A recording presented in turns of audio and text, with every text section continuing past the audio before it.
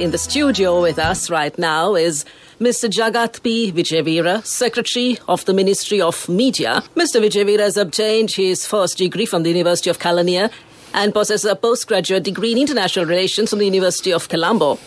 Mr. Jagat P. Vijayveera, who has debuted his career as an officer in the Sri Lanka Administrative Service, has a long journey in public service for 35 years. During his tenure, Mr. Vijayveera has served various positions in departments and ministries and further held the post of Additional Secretary in the Ministry of Defence. Mr. Vijayveera, who has held the post of Director General of the Department of Customs, has also made his contribution holding the post of Secretary of the Ministry of Law and Order. And Mr. Jagat P. Vijayveera is a senior officer of Sri Lanka Administration. A very good morning to you, Mr. Vijayveera. Very good morning to you, Aiban. Aiban, thank you very much for being here in our studio this morning, giving us your valuable time. And Mr. Vijayveera, as we all know, the country has opened its borders for international travel, for visitors to come in. Indeed, everybody will be benefited by this proposed plan and structure in opening. Can you please tell us something about this? Yeah, good morning to you all again. In fact, I should thank the SLBC and Saunti that you have given a very good opportunity, and this is the timely, very important topic we have to discuss today.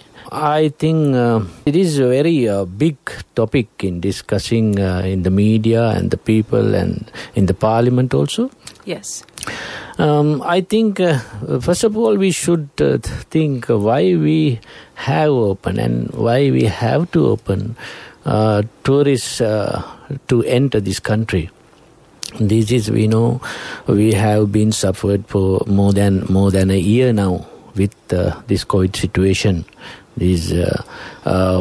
So much of innocent people, the poor people, they have been suffered so much. Mm-hmm. And especially, you know, the nearly 3 million people involved in the tourist sector, they have suffered most nothing earning for years. It is unthinkable how they live in this past year period, and therefore the government has very positively considered we can't go forward by patienting with the patient with this another year with the COVID situation. Right. That's why very clearly we have to get some decisions to plus point to uplift the economy. The tourism industry, you know, it was the third biggest foreign earner in the country. Right. Because of these 3 million people suffered, you know, it is directly and indirectly another 3 million must be suffered because of their families, the supportive staff and the service supporting centers and the people and lot of things. It is ramification things. It is combined with this business. Because of this situation, the government has very keen to open this tourism industry, and we know last 3 months we had a good experience by opening for Ukrainian tourism. It has now passed 1,500 tourists arrived Sri Lanka and their experience. Right. And the experience gained by the tourist authority, and it is marvelous. And it is by this experience we can go forward with the new trend to uplift the economy. The decision is the timely and very, very important, Sumanti. Right. So basically, as you mentioned just now, the Ukrainian tourists coming in was a pilot project, and by and large that has been quite successful, isn't it? Yeah, it is a very timely decision taken by the government, and it is so much of criticism. It is raised by the so much of factors, but to go for a good thing, we have a risk. The government also have a risk. Right, there are always pros and cons in every decision, isn't it? Right, and talking of the tourists coming in, definitely the government should have placed health and safety protocols and adhered to lots of things in making sure that the tourists who come in are safe, as well as the local, the Sri Lankans, because like when Sri Lankans, like the general public, see tourists maybe in various places that they too are visiting, there may be a certain element of fear, maybe a certain fear psychosis, because as we know that there are various strains of this COVID-19 in different countries. Would you be able to enlighten us on that particular thing, like the locals maybe having a bit of a fear psychosis when they see foreign nationals around too, when they are also out? Yeah, you can say like that, but my belief is and my advice is the general public not to fear about this feeling the phobia feeling should not get to their hearts, because we know the government has very carefully with the consultation with the health sector framed out this tourism, the business in the future and in the coming days. As we know, they should face for a PCR test before 72 hours. I think before departing, and after coming immediately, they have been lodged to the hotels, and at hotels they are facing the second PCR test. And those are hotels which are very specially designated for them, it is a A-grade level 1 hotels. There are I think more than 50 hotels now earmarked, and they have agreed to give their support to the government. It is plus point for this scheme. And after in this time also, so carefully they are lodged in rooms until the PCR test results comes. And if it is negative, then they can freely move in the hotels with the biobubble situation. And after 5 to 7 days, they are facing another PCR. Then if it is also negative, they are allowed to go 14 places in the country, visit. It is all over the island situated. It is traveling, and the carefully handling by the authorities is with the biobubble method. That means no local can mix up with them. And if they go to any place, immediately our local people are separated, and there is a special route prepared and allowed them to visit those places. That's the way they handle. And after 10 days, in between 10 to 14 days, they will face another PCR test. After that test is also negative, they are very freely, they can move in the country with the normal people. It is, I think, this is the most precautions the government and the authority has taken to safeguard the country and our people. And also at the same time revive the economy, isn't it? Yeah.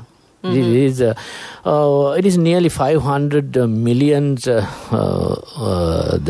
earned by only by the Ukraine exercise, and this the authorities hoping, I think, 1.5 million tourists will be arriving here in this process. Right, so it's all a scenario of the new normal, isn't it, Mr. Vijay? Where everything is like we are learning to be in the new normal scenario with COVID-19 also alongside us. So in all this, would you be able to tell us how the media should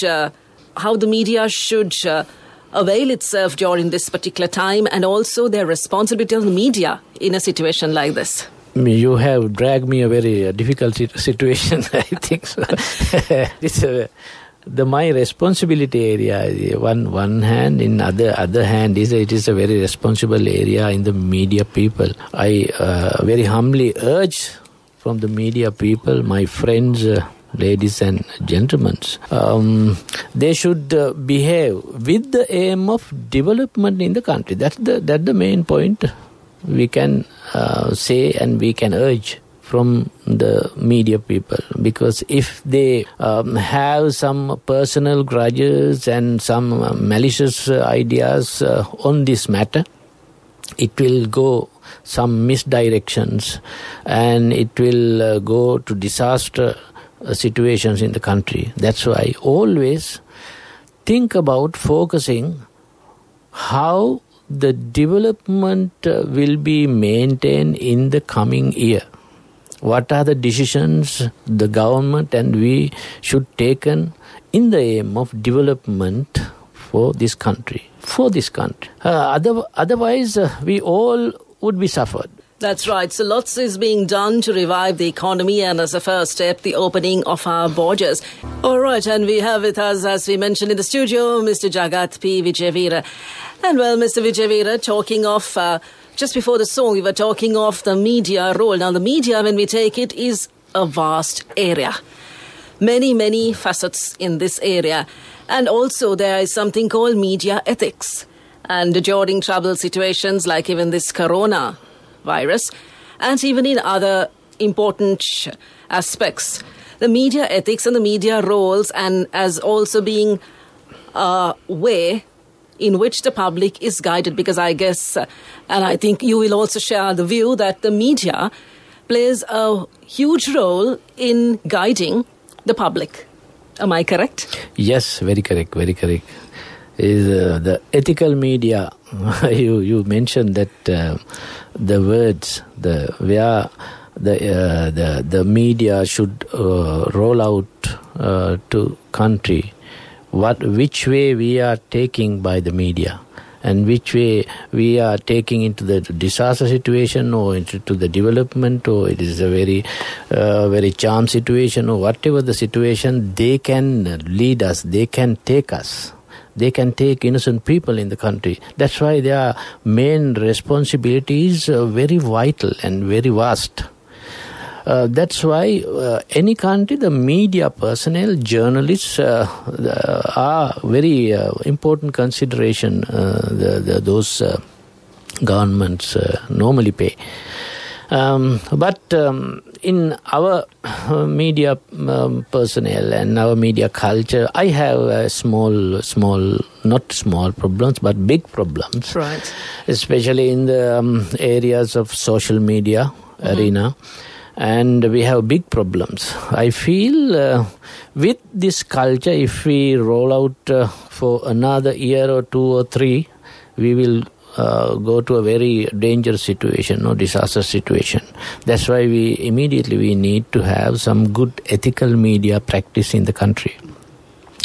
In COVID-19 situation also, I should mention that some media arena, they behave like to make some phobia in the community. It is very bad. Mm-hmm. The community should not fear about this situation.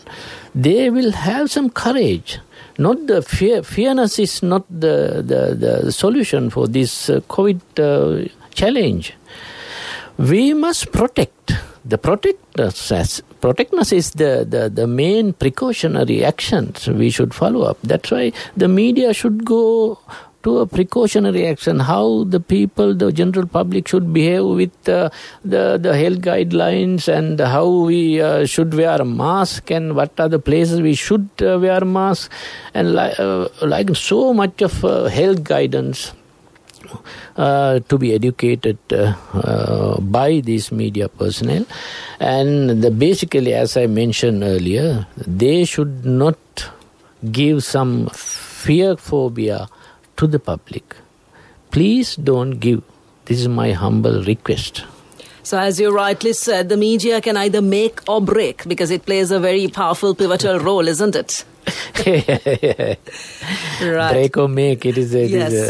Yes, that's because it's always a kind of a psychological impact that the media creates and the media gives when you are like listening to something, reading something. It's a kind of, it has a major, tremendous impact, isn't it? Yeah, it is a tremendous impact to any society. Not in Sri Lankan society, but in the global scenario is sort of the same. That's right, because what you see is what you believe. And any message in general that you would like to give us, Mr. Vijay Veera, on this whole concept? Yeah. As we were discussing about the United States, Joe Biden's celebration, right? He says, emphatically said, United America. Mm-hmm. That the main word, united. Mm-hmm. That word to be adapted here also. United Sri Lanka. All the races, all the nationals, and everybody should be united here. Otherwise, we can't face this situation, which is challengeably. If we are not united and have a aim of one single motive and one single focus to develop the country, we can go forward in a 2 or 3 years time. We can go very fast movement with the economy, development in the economy, and we can value our rupee. It is very drastically, and the dollar earning will be raised very drastically. Yes, very rapidly. And our export market, we should consider this area is as a very important sector in this time, because we can experience by this COVID situation, and we can adapt, we can change our export market according to the new trend in the world scenario. That should be research. Then only we can have a good opportunity. What type of goods, what type of products, industry we can develop here and export very correctly. I think the media and other our colleagues will get together. And I should mention in this juncture, then we have the good plan and bigger plan to introduce the good media college here with the collaboration with Sri Lanka Foundation Institution, and to produce ethical media guys. I think if it is success in the near future, the ethical media people will behave and will they will be surround us and give us good guidance. It'll be constructive, isn't it? Yeah. And in closing, well, Mr. Vijay Veera, you have lots of experience. You have vast experience in various fields. Could you kind of sum up how that has helped you, and also explain to us how you have applied it in today's and how it can be applied in today's media? My experience in 35 years in the public sector is my motto is to be very happy. Okay. Always be happy. That's why I always see you, because the entire time you have been here, you've been wearing a large smile. Oh, even though we have the blundering problems and very big problems ahead to us, but we should be happy. That's right. The only solution is if we are happy, then we can go with happiness.